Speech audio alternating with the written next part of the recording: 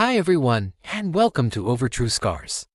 Today, we're diving back into some crazy and enlightening stories from Reddit. If you enjoy this format, don't forget to hit like, subscribe to the channel, and ring that bell so you don't miss new episodes. Let's get started. Our first story today comes from the relationship advice section. The author is a 40-year-old man, and he's at his wit's end with his 35-year-old wife's habits.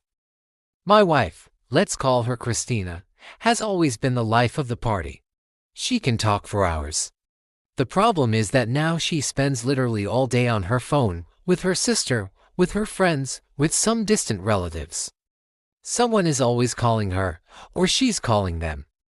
It didn't bother me before because I work until the evening. But lately, it has been destroying our family life. For example, I go down for breakfast. I sit at the table, wanting to discuss our plans, and she's already on a call, just sitting there gossiping while I eat in silence. Mornings used to be our time, but now I'm just an empty space to her. When I tried to talk about it, she said, "I'm working from home, it's business." But it's just idle chatter. It's the same at lunch and dinner. As soon as we all sit down at the table, her cell phone rings. She just tells me and the kids eat without me, gets up, and goes to another room to chat.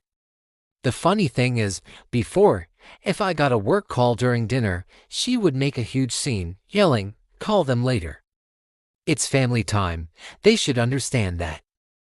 It's pure double standards. The breaking point was last weekend. We planned to go to a restaurant on Sunday evening. We were all dressed, standing at the door, and then her friend, let's say Svetlana, calls. Christina just steps away from the door and starts discussing the latest news. I stood beside her, pointing at my watch, begging her to stop. She just snapped, telling me not to interfere. I ended up waiting for 2 hours. When she finally decided to hang up, she said, "Oh, it's late, I'm tired. Let's just eat what's left in the fridge." When I started to get upset, she said, "Why are you so jumpy today? What's your problem?"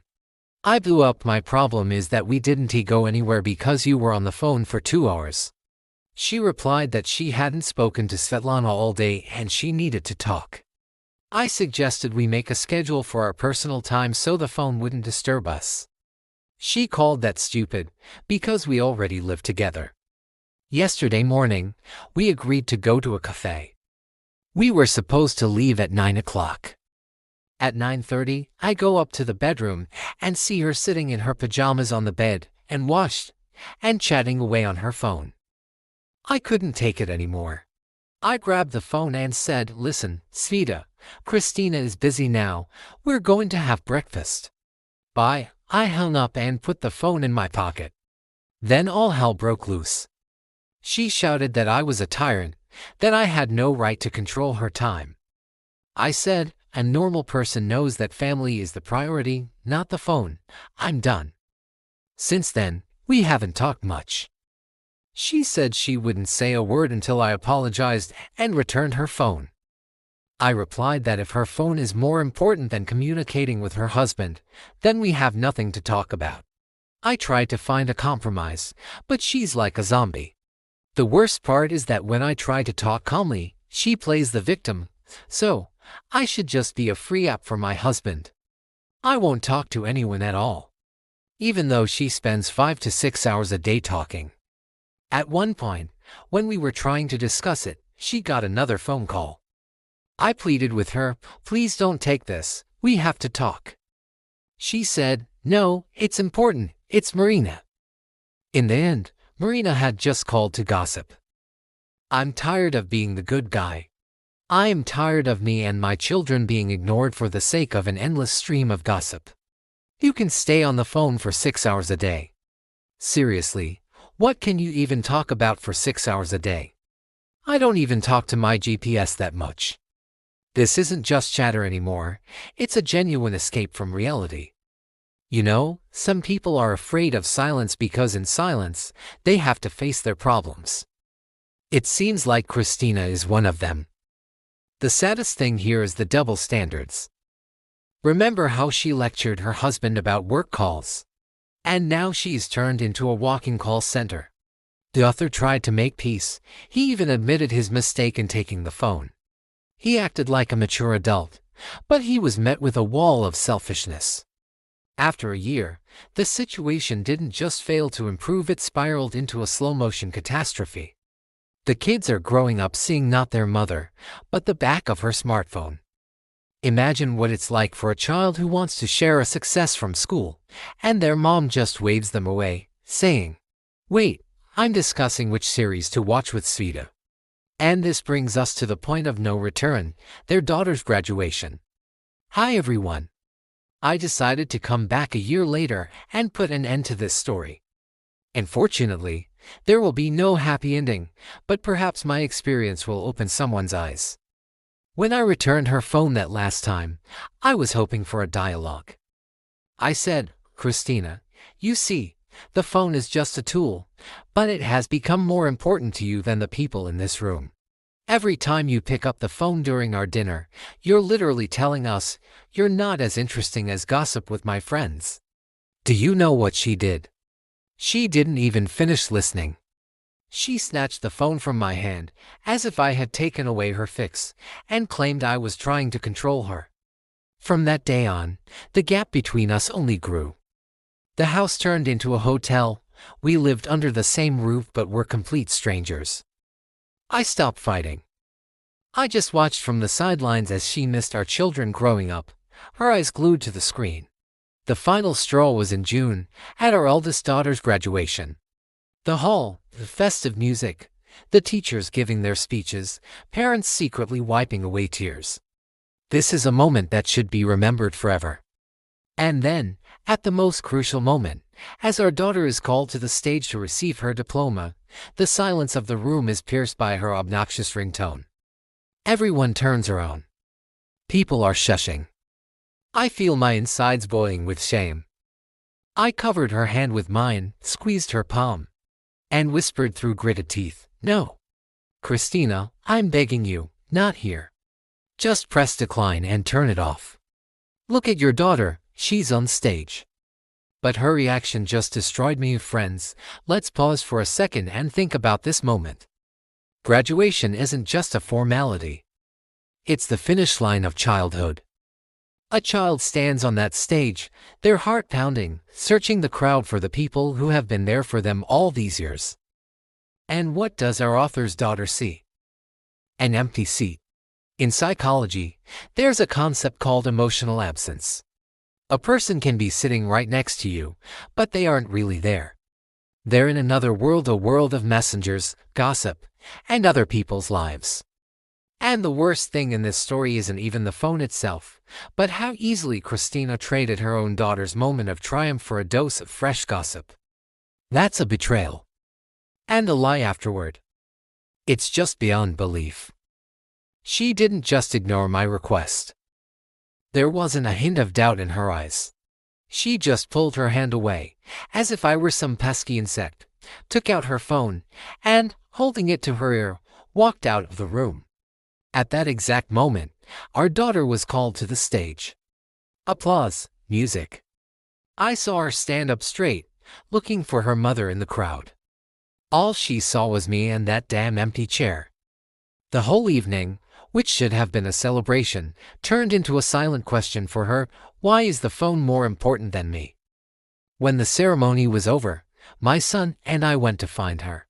My daughter's eyes were wet, and the first question she asked just broke my heart. "Dad, did Mom see me get my diploma? Why wasn't she there?" We found her in the school's back courtyard.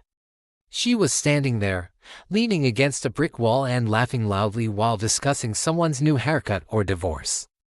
I felt physically sick. When she saw us, her expression changed instantly. She quickly ended the call and rushed to our daughter with hugs. "All my joy. You were just dazzling. I'm so proud of you. You're a real star." My daughter quietly asked me why her mother wasn't there. I watched as Christina looked our child straight in the eye and told the most vile lie of her life. "Honey, I got a call from work. There was an emergency. I had to answer for just a second," right as you were coming off stage. I saw everything, honestly. She lied without even blushing. She chose her comfort, her addiction, and then tried to buy forgiveness with a cheap lie. All through the celebratory lunch at the restaurant, I sat there like a stone. The food was tasteless, and her attempts to joke and act like nothing happened felt like the height of hypocrisy. When we got home, the mask came off. She immediately sensed the tension and went on the offensive. "So, what is it this time? Are you going to walk around with that sour face again and ruin everyone's mood? All because of one phone call." "You made your choice, Christina," I said, looking her straight in the eye. "And you made it as loudly as possible." "Thank you. Now I have no doubts."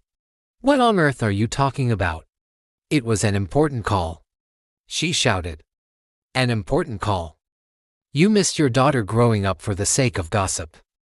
It's clear to everyone, me, the kids, even your friends, probably. You gave up your family for a piece of plastic." That Monday, I didn't go to work. I went to see a lawyer. You know, when you finally make that decision, there's a strange emptiness inside, mixed with relief. The process started, and events began to fly by at a furious speed. The first thing we did was serve her the divorce papers at home. And that's when the real theater of absurdity began.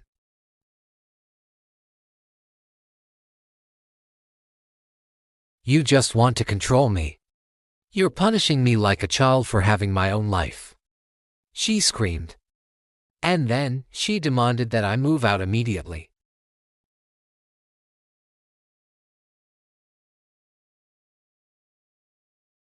I made them breakfast, checked their homework, and listened to their problems while she lived in a world of phone alerts.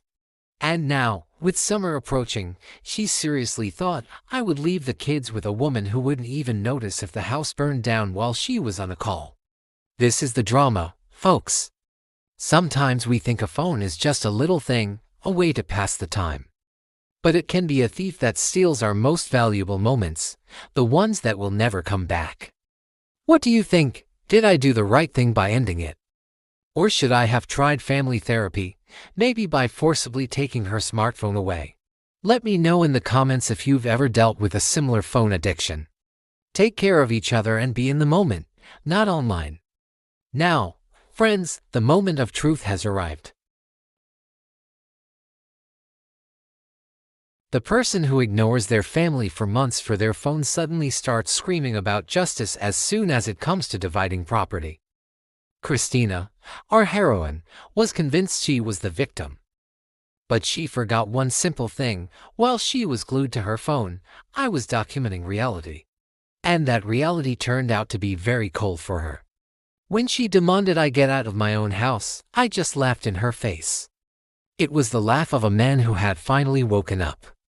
"No, dear," I said calmly. "You can pack your chargers and your flip-flops and head out in any direction you please. I pay the mortgage, I care for the children, and I am not leaving them in the hands of a woman whose world is limited to a smartphone screen."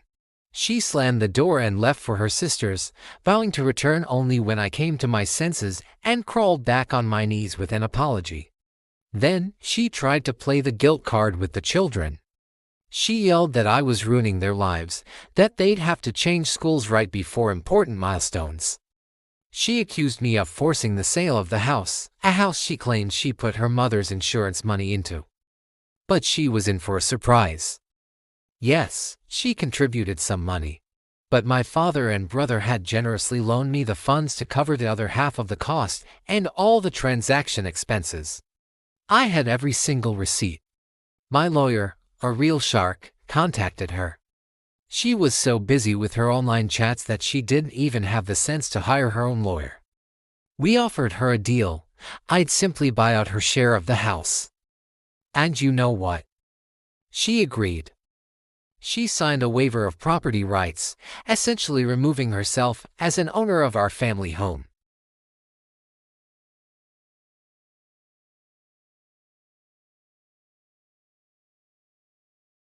I acted quickly. I closed our joint accounts. I wrote a check for her share and sent it by registered mail to her sister's address. She signed for it. And just like that, the financial tie was cut. But my biggest worry was the children's future. Their education funds were already in my name, but to ensure Christina couldn't touch that money for new gadgets or some fantasy life, I transferred it into a trust fund. Now, it can only be accessed by two trustees together, my brother and her sister. Only with both of their signatures can the money be touched. It is solely for the children. The hardest part is seeing the kids. I try not to badmouth their mother. I don't want them to grow up with hatred. But Christina doesn't seem to want to see them much. And when she does, she feeds them stories like, "It's all temporary, your dad will cool down soon and I'll be back." She's still living in her imaginary world.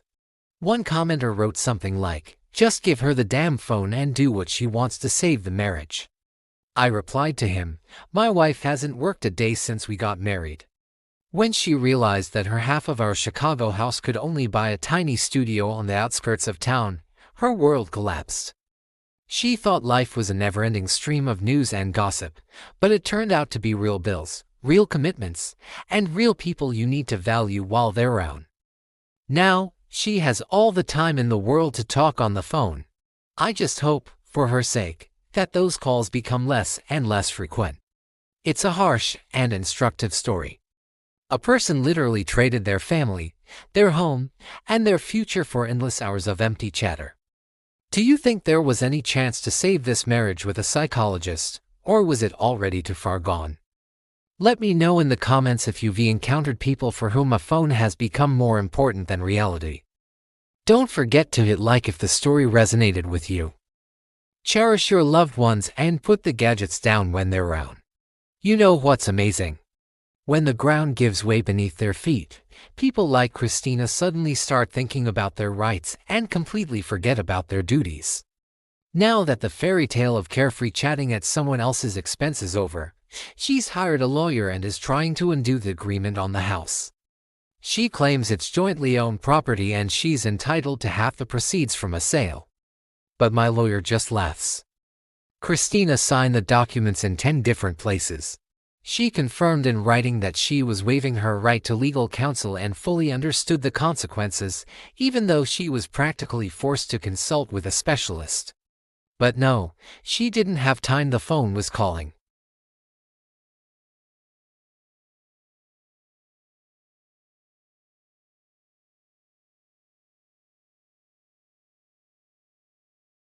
Is she a secret expert on nuclear reactors or negotiating hostage releases? The answer is no. It was all empty gossip. Trashing friends, discussing sales, and talking about who got divorced. It wasn't work or saving the world. It was an escape from reality. I tried everything. I asked politely. I demanded firmly. I begged. But as long as that phone was in her hand, I simply didn't exist. You can forgive inattentiveness, but when I saw her lie to her daughter's face, choosing her addiction. Yes, I call it an addiction. That was the end. She didn't want to admit she had a problem, and she didn't want to get help. So I left. Now I work from home, I see my children every day, and you know what?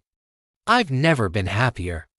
It's a tough story, but it teaches us one thing. You can't save someone who doesn't want to save themselves. Imagine being on a call with someone like that for 6 hours a day. I would have blocked them after 5 minutes. But what do you think about this situation? I'm waiting for your thoughts in the comments. Thanks for watching.